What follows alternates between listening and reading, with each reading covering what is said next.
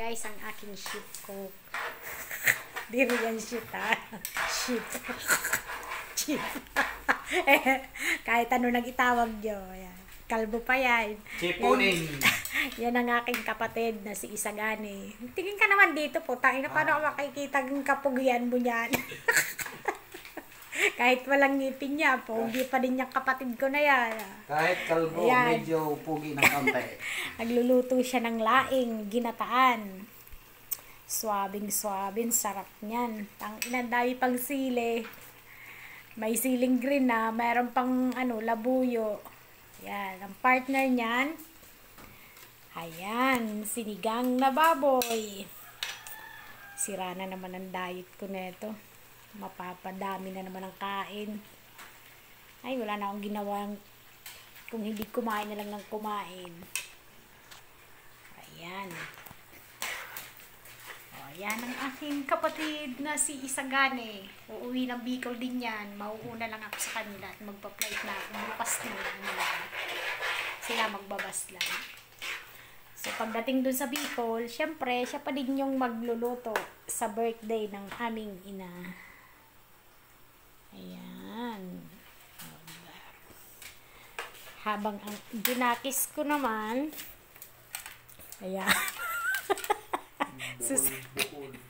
Sosyalin din yan. Nag-aayos ng Christmas light. Pero nakaupo pa ng todo. O, yan lang gagawin niya. Hanggang doon sa taas. So, sa kanya naka-assign yan. Yan. At sa tinagal-tagal ng panahon, meron kaming parol. So, ayan. Ayan ang aming Christmas light. Christmas tree.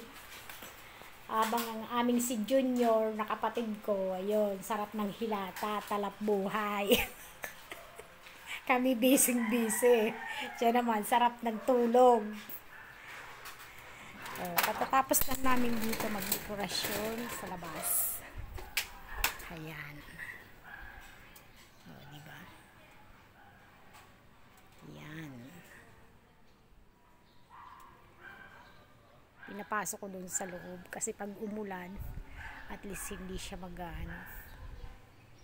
Ayan, ang aking halaman, ang Laguna. Yan ang aking si Bibi Cholo.